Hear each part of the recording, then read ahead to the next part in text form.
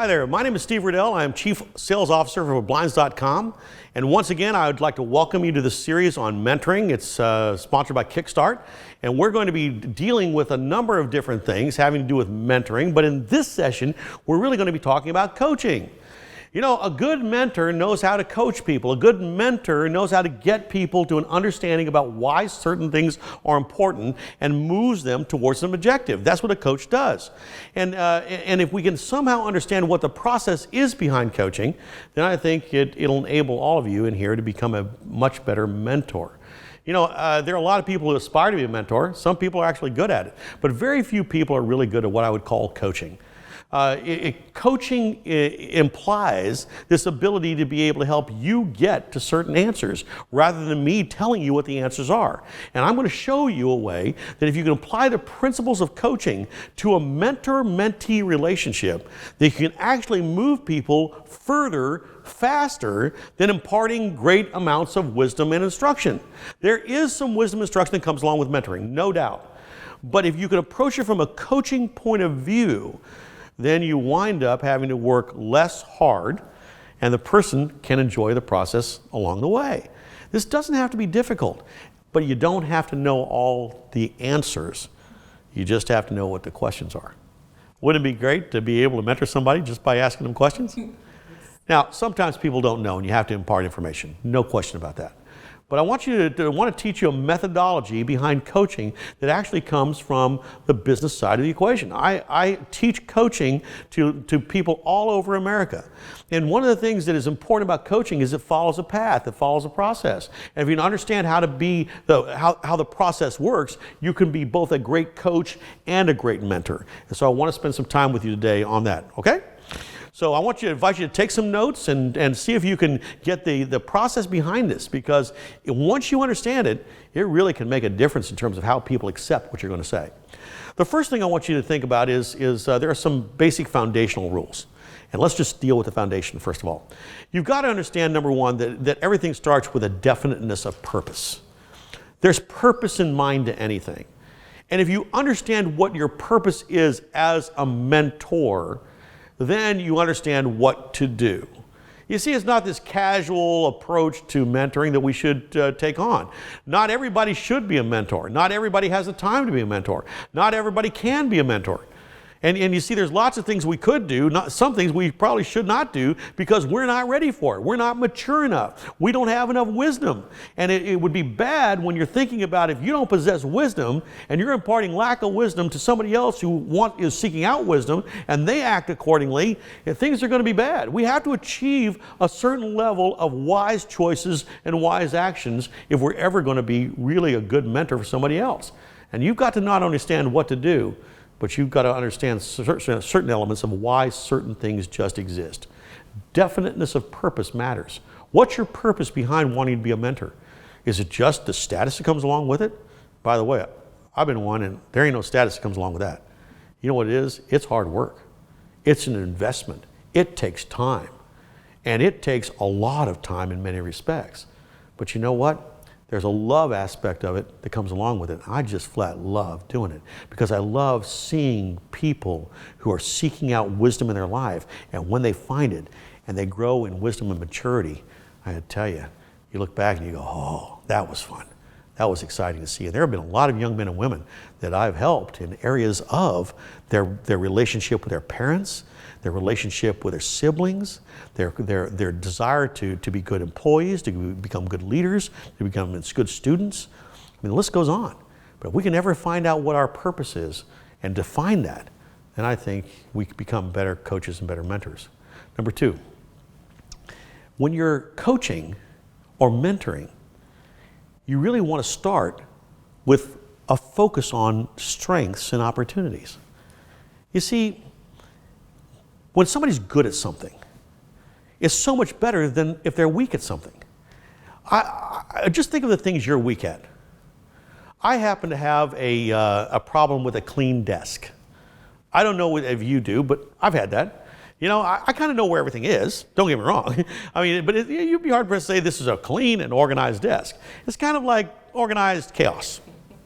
Now, have I gotten better over time? Yes, I have.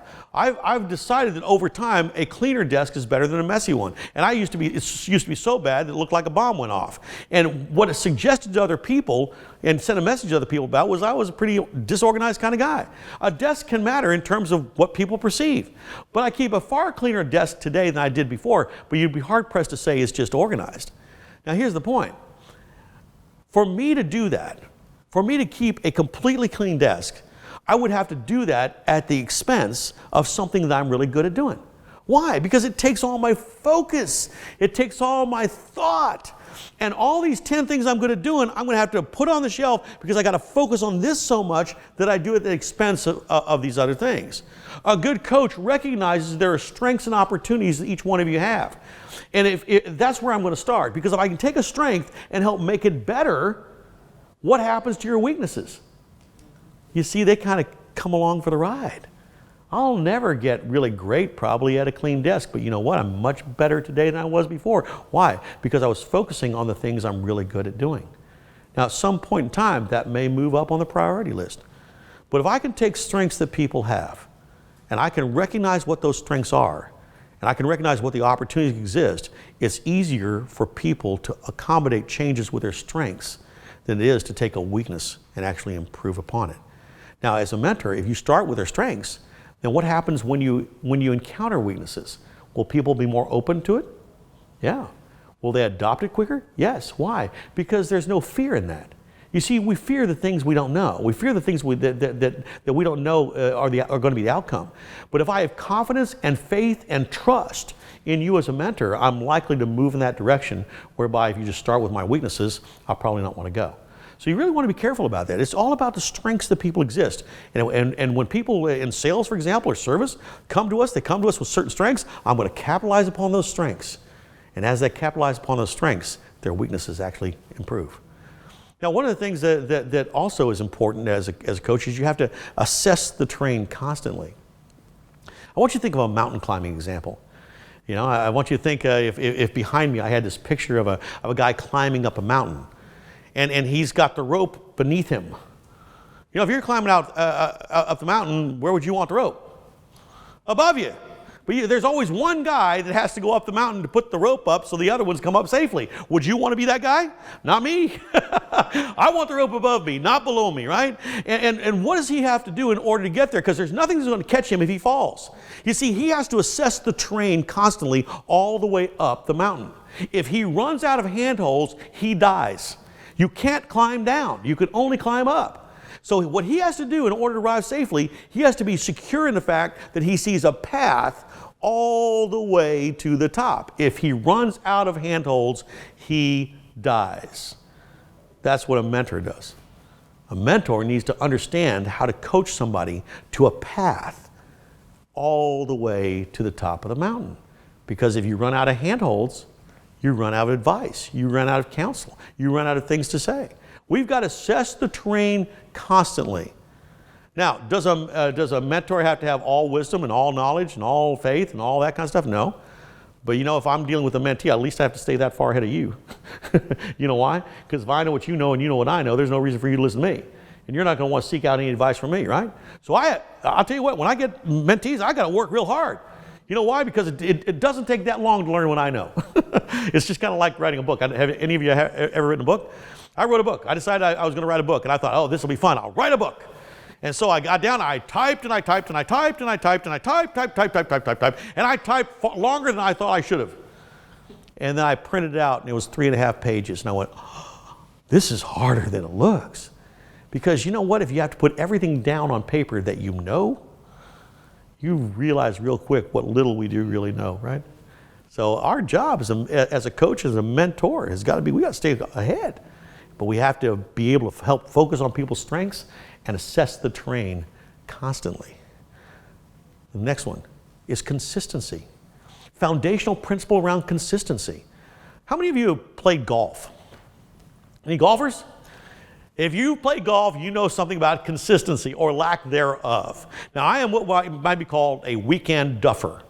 That's what people call people who just play on the weekends, right? They play in such a way that they rarely play. And so when I rarely play, even though I used to play golf in college, I know this, that if I don't play consistently, my game goes. And I see more of the golf course than most anybody else. I really get my money's worth. You know, I used to think that golf was all about the most swings, you know, and I was pretty happy about that until somebody said, no, the whole goal of golf is to have the least amount of swings. Look, I see more of the golf course than most people ever get a chance to see. Why? Because I'm inconsistent. You know, there's something about a consistency of a golf swing. There's something about consistency of things that we do. And if at least you're going to be consistent, at least be consistently bad, but be consistently at something. Consistent in something, right? But if we get good consistency around certain things, what happens is consistency breeds success. There's a book out called 7 Habits of Highly Successful People that Stephen Covey issues one of the principles that says this: whatever you want, whatever you desire, start with that picture in mind and work your way backwards. And what does it also suggest? That every step I take along to that picture has got to be consistent with what that picture is. We can't say, for example, if I said to you, I want to lose 50 pounds. Every time you see me, I'm at the refrigerator, you'd be hard pressed to say that I want to lose 50 pounds, right? Why? Because my actions are inconsistent with my desires. And this is what happens all the time. People say they want one thing, but what they do is completely different, and they think by doing this is somehow magically going to happen. It's not. Our actions have got to be consistent with the picture that we have in mind. And if that's true, it doesn't always guarantee the outcome, but it sure is a whole lot closer than if our actions are completely different. Now, I remember when years ago, my brother called me up, and he was going through a nasty issue with his family. He was going through a divorce, and he called me up, and it was a terrible time. And he was lamenting. He was really upset. And I said, you know, what can I do? And he said, well, I just want my family back. I want my life back. I want my marriage back. And in talking with him, I found out that he was stalking her, and he was cleaning out the bank accounts. He was making her life just generally miserable. And I looked at him and said, okay, I hear what you're saying, but I got to ask you, how in the world does cleaning out the bank account, stalking her, and making her life miserable going to make her want to come running back to you? What you want is inconsistent with what you're doing. And life happens that way. We say we want one thing, but what we do is completely different. Good mentors help people figure that out. Good mentors help people stay on a path towards the end result that they want. And you know what? That's pretty biblical. Coming alongside of somebody and keeping them on the path. Being such a good friend that we surround ourselves with people that are like-minded with us, that help us stay on a path. And as long as we stay on that path, life becomes really good. It's when we veer off the path that bad things happen. So consistency is really critical as we approach all things with coaching people. And the last one is self-discovery. The whole idea of self-discovery is we are always more accepting of the things that we tell ourselves. Does that make sense? You see, it's one thing for me to tell you something's bad. It's certainly another if you tell yourself. You see, if you tell yourself something's bad, you probably won't do it. But I've seen kids that their parents tell them, driving 100 miles an hour is bad. And you know what they'll do? They'll just want to go out and drive 100 miles an hour. Why? Because they want to experience it. And they think they have to go experience the things in order to understand it. That's just not true. Sometimes we don't have to. But you see, self-discovery is the things that we tell ourselves. And it has more value and more importance around what you tell yourself than if you have me tell you. I can tell you all day long. But unless you believe it yourself, you're probably not going to do it. There's a way to get to self-discovery that is so important that as a coach and a mentor, if you can ever adopt the principles of self-discovery, it really can change the whole outcome as to how quick people learn, how quick they grow, how much wisdom they achieve. It really makes a big difference. So today I want to really focus on how to make that happen, because self-discovery is the foundation behind what I would call great mentoring and great coaching. So let's talk about what coaching is and isn't, because if you understand the chemical makeup of coaching somebody, then it really does make a difference in how you approach it. You see, I think people get the idea that mentoring and coaching is all about what I tell you. You know, I tell you to be safe. I tell you not to trip when you walk down the sidewalk. I tell you the things you did wrong. I tell you the things to do and improve. It has nothing to do with that. Just think of it in general. How do we react when we get unsolicited advice? We're very defensive, aren't we? You know, you have children? If I came to you and you had a little one, and I saw them out in the store and they were acting up, and I said, you know, if you were a better mother, you wouldn't have that problem. But I can give you some advice. How would you react to me? You probably want to deck me. Why? Because I called you a bad mother. You didn't want that information. Well, what if the information I had to share with you was really good? Do you want to hear it? No. You know why? Because you didn't ask for it. You see, when we ask for information, when we ask for honesty, when we ask people to give us things, we are more tuned in to want to hear what they have to say. And we're more likely to follow through on the advice. It's only when we get that tuned in process that good things happen as a result. Unsolicited advice rarely works. And so in a coaching relationship, I want you to think of that. Just because people ask for things doesn't necessarily mean they want to hear it. Have you ever had somebody come up and say, well, look at this jacket. How do you like it? Well, what if it's the most terrible jacket you've ever seen in your life? Do you think they want to hear that? They're not. They're not going to want to hear that. And you're probably not going to say anything. You're going to go say something like, well, that looks good on you. You'll probably skirt the issue. But who wants to hear that their jacket is ugly? You see, all they're really looking for is for you to just comment that it's as lovely as they thought it was. Rarely do we ask questions where we really want to hear the truth. And in a mentoring relationship and a coaching relationship, I can give you truth. And there are times to do that. But there's also better times when I can lead you to the truth by you discovering it for yourself. You know why? Because at some point in time, you're going to need to do that, and you're going to need to do it when I'm not there.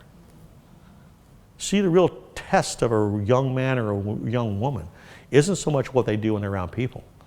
It's what they do when they're alone. Just think of the number of times you've gotten into trouble when you were alone.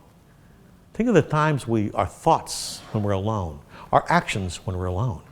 You see, these are trouble spots. These are spots that really harm individuals because they don't understand the principles that they need to when they're alone. Oh, they'll act good when they're around people. Oh, they'll act good when they're around their parents. Have you ever seen kids turn on and turn off language when they're around certain people? They're around their parents, you'll never hear something bad coming out of their mouth. They get around somebody else, oh my goodness, it changes. I've seen people do that. And you know what? Good mentors know how to lead people to self-discovery. So let's talk about some of these things. So what is coaching? Well, coaching asks the question. Coaching spends more time asking than it does telling. Asking great questions. Asking the kind of questions that cause people to think about things. How many young people have you ever heard say this? You know, why did you do that? I didn't think about it. That's the problem. Most people don't think about it. As a good mentor, your job is to help them think about it. Because if we teach people how to think, then when we're not there, they think for themselves and they arrive at the right conclusion. You see, anybody can tell somebody. Anybody can say blah, blah, blah, blah, and tell you. I can tell you what you did wrong. I can tell you what you need to do to improve. I can tell you where you need to go. I can tell you what you need to do. And guess what I found that happens when I tell people stuff? They start using me as their brain.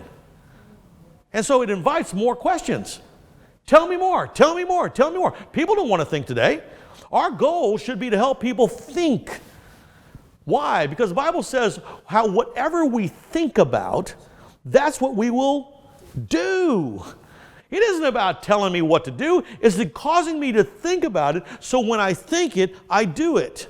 And if I get enough consistency around thought, my thoughts lead to feelings, my feelings lead to emotions, my emotions lead to motion. In other words, I do these things, and I just do it, and I don't even have to think about it. I just do it because it becomes second nature. That's what mentoring is all about, is to get people to thinking about it so much so that it becomes second nature to what they do. It's not about telling. Coaching is situational. It's not really pre-planned. I can't plan everything, but you know what? When I'm mentoring somebody, I'm going to sit down and have a conversation with them. We're going to talk about some things that happen in their life. We're going to talk about some things that they want to talk about. And I can't come up with every situation. You're going to have it. I have one guy that calls me on almost a weekly basis. And you know what? He just has questions. He comes prepared with questions. Questions about life, questions about himself, questions about decisions. And he's soliciting advice. And you know what? I have yet for him to take issue with anything I've said. You know why? Because he's asking for it. He doesn't get mad at me for it. He's asking for the information. And as he asks for it, it becomes a very easy thing to help impart good wisdom and good choices for him. Now, I'm not going to make every decision for him, but I'm going to give him positives, negatives. I'm going to help him think it through. I may not even have the answer, nor should I. Remember, it's all about the questions. It's not the answers, it's the questions. And if we can think in terms of questions, not answers, we win. Here's the next one. It's a process for self-evaluation. Coaching is all about self-evaluation, not directive. You see, when we get to be coaches and mentors, we think it's all about direction. I give you direction. I provide direction for you. I'm not going to provide direction for you. I'm going to help you provide direction for you. In fact, I'm going to help you self-evaluate so that when I'm not there or I'm not available, you make good choices. Isn't that what parents do? You see, it's really a parental process. It just extends it. Parents do that on a consistent basis when you're young, so that when you get older, you follow through on all these things you've learned. The problem is, people don't learn the things back here, and then they have to learn it over here. I'm surprised at the number of people who come to work late. I'm surprised at the number of people that can't get to work at all. I'm surprised at the attitudes I get in business today. You know why? And I look at it and I say, man, these are things that people should have learned at home. Now I'm left with having to clean it up. Boy, we want good young people to grow in wisdom and maturity and grace. What do we have to do? We have to start with the basics of understanding about what is wise choices and how to act in a world that separates themselves from the way the world acts. And you know what? Our children have got a leg up. You know why? Because they don't have excuse. They are without excuse. They've heard truth. They've heard wisdom. Now they have to make a choice of whether they're going to adopt it or not. And some young people have a really difficult time with truth and wisdom because they know what they should do, they just don't want to do it. And I will tell you, that's where a good mentor can help modify that decision making.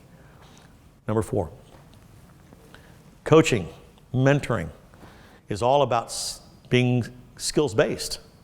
It's not looking for compliance. I'm not looking for somebody just to comply with what I want them to do. It's easy to tell somebody to do something and have them comply. Well, just because they comply doesn't mean they understand. Does that make sense? Can I get anybody to do something? Yes, but not everybody will understand why it's necessary for them to do something. Does that make sense? And so if we can ever get to this idea of building a skill, understanding what the skill is around decision making, understanding what the skill is around wisdom and maturity and grace and all those things that come about in a person's life, if we can ever get them to understand that, then they adopt it because it's the right thing to do, as opposed to some compliance process that you're just doing it because I told you to do it. I got to tell you, we don't need a bunch of lemmings in life. You know what lemmings are? They just follow the guy in front of them. They do whatever they do. And you know what? They go over the cliff. Guess what? Everybody goes over the cliff with them. Nobody asks any questions why. We do not need to be raising a generation of lemmings.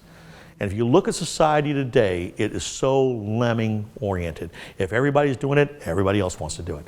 Watch how it works. Somebody changes their hairstyle, everybody changes their hairstyle. Somebody does something, everybody does it.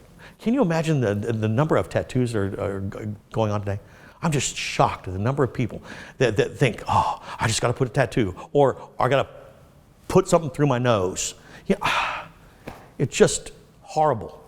But you know what? They're not doing it because they want to do it. They're doing it because everybody else is doing it.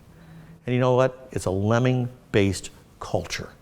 And we've got to be very careful about that. Number 5. I think people have a hard time making commitments. Oh, people like the idea of doing certain things. People like the idea of making money. People like the idea of growing. People like the idea of maturing. People like the idea of success. They like the idea of all sorts of things that they see. But what they don't want to do is they don't want to do what's necessary in order to do it. You see, there's this kind of thing that's called price and reward. You know? Big price, does it guarantee a big reward? Not really. Sometimes you can pay a big price and get a little reward. I guarantee it. Sometimes you can get lucky, but I am not one that gets lucky. Are you? I can go to a party of 20 people where there's 19 door prizes and 20 people, and I will leave without winning a door prize. I'm just not a lucky guy. Nor do I want to live my life relying upon luck. You see, it doesn't have anything to do with that. I want to be a skilled individual. And you see, we have hard times making commitments. And commitments mean that we have to actually do something with the information. We can't just absorb it. We can't just understand it. We got to do something. And when we are able to do something with the information, it seeds itself. It grows because we see the benefit of doing it. And we learn by doing it. And then when we come back and get concepts again, and then we go and do it again, we build on those concepts, we build on the doing, we get more maturity, and as that happens, we grow in wisdom. I see too many mentors who do the opposite of getting a specific commitment from people. You know what they do? They take the monkey. In other words, they become all things to all people. They become the one that has to work. They become the one that has to do it. They become the one that has to follow up. They become the one that has to make you do it. And it's not going to work that way. A mentor should not have to make a mentee do anything. I'm not going to make a mentee do anything. You know what? I'm going to impart the wisdom. I'm going to impart the understanding, and it's up to them. And if they choose not to do it, okay by me. I'm going to hate it. I'm not going to like it, but I'm not going to drag and push and pull a person to any level of success that they do not want to go there themselves. It is counterproductive to them, and it's absolutely counterproductive to me. That is an environment that can become very toxic over time. And you see this happen a lot with churches. The pastor is the one with all the responsibility. The pastor is the one that's running around doing all sorts of things. You know why? Well, we pay him. Well, yeah, so what we have is a bunch of churches that are developed into spectator sports. Everybody comes to just soak it up. Everybody comes to just listen, but nobody wants to do anything as a result of what they hear. It's a tragedy, I think, that happens in churches across America today. And it certainly is happening in families, and it's certainly happening in mentor-mentee relationships. You know what? As a mentor, I'm not going to take the monkey. The monkey's going to be on your back, and what you choose to do with it is up to you. But you sought me out, and in seeking me out, I'm going to help impart good wisdom, but at the end of the day, it's got to be up to you, because I'm not going to be around all the time. And when I'm not around, I want you to make wise choices. All right. So I want you to think of yourself like a doctor, okay? A mentee comes along and says, my knee hurts. What would you do? Nurse, schedule surgery. Well, is that what you're going to do? Man, I'd run if somebody said that to me. What would you expect a doctor to do? At least ask you a few questions, right? Like what? Like which knee? If we're going to amputate one, let's get the right one. But there would be some questions that a doctor would have to go through in order to provide the right prescription. And I want you to think of this. You focus on the mentee by counseling them. The way you counsel is by first diagnosing. We have to diagnose what the issue is. That requires a long period of getting to know that person. What makes them tick? What makes them think that way? Why did they respond that way? What is it about them that you need to know in order to help them make wise choices? So it's a diagnosis first, then you go to prescription. I can give you some prescription that can help you, but at the end of the day, that's the only way you can become a counselor. And isn't that what a mentor is? A mentor is really a counselor. I'm going to counsel you. I'm going to serve as your counselor. I'm not going to make you do it. I'm not going to require that you do it. I'm going to counsel you in such a way that you're going to have to decide whether the advice I'm giving you is good or not. And what you choose to do with it is going to have to be up to you. Now, I'm going to make a great case for it. I'm going to give you demonstrations of wisdom. I'm going to show you why it's good for you to do it that way. I am not going to make you do something. But by the nature of our relationship, I'm going to establish a relationship with you that if we have a good one, you'll want to go in that direction because of the relationship you have with me. Does that make sense? If we can have good relationships with the people we mentor, then we have strength in that ability to move people forward. Okay, so why should you coach? Well, I think it's the best way to help people develop a skill. I think it increases their satisfaction with themselves and their surroundings. It leads to higher, what we might call productivity. In other words, it leads to the higher rates of being able to do something with knowledge and wisdom and understanding. It builds loyalty, and above all, if we've done it well, there's that trust relationship that happens. Let me just quickly demonstrate how it works, because I know in a session like this, it's very difficult to get it all. And so I really want you to get the concept of this. when you sit down to coach somebody, the first thing I want you to think of is building upon their strengths. So somebody comes to you with a situation. They want counsel in a situation. I'm going to look at them and I'm going to say, okay, talk to me about this situation. Tell me what you're trying to achieve. And then, what strengths do you bring to the table that would help make this better?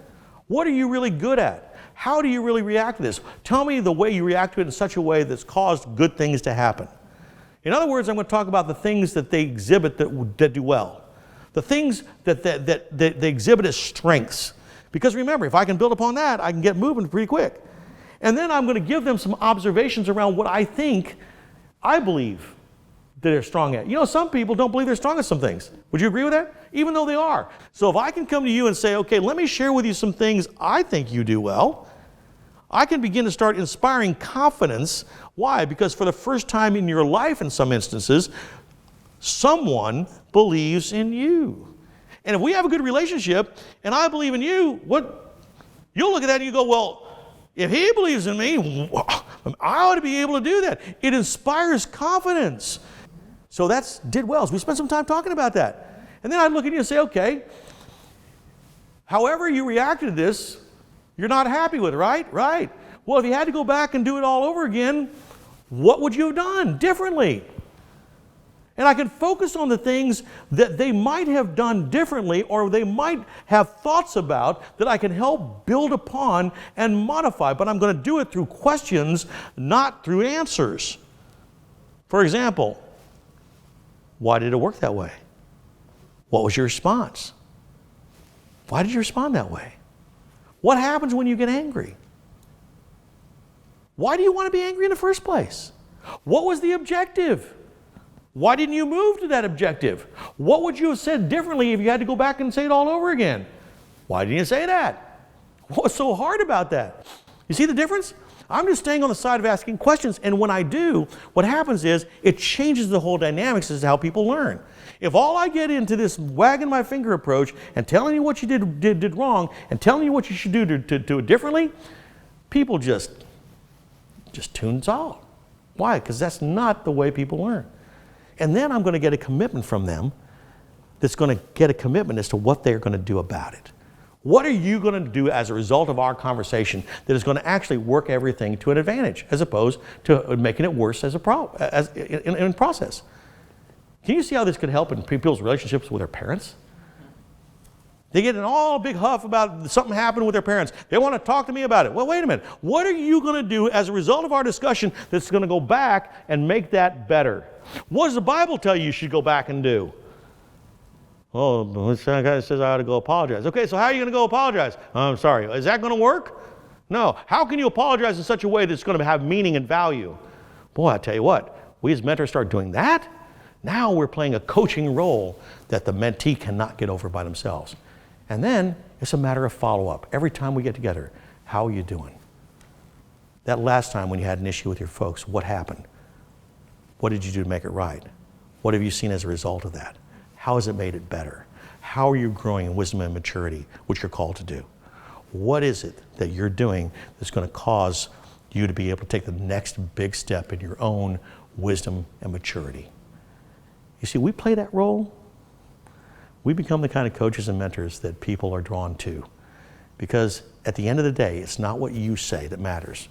It's what they say that matters.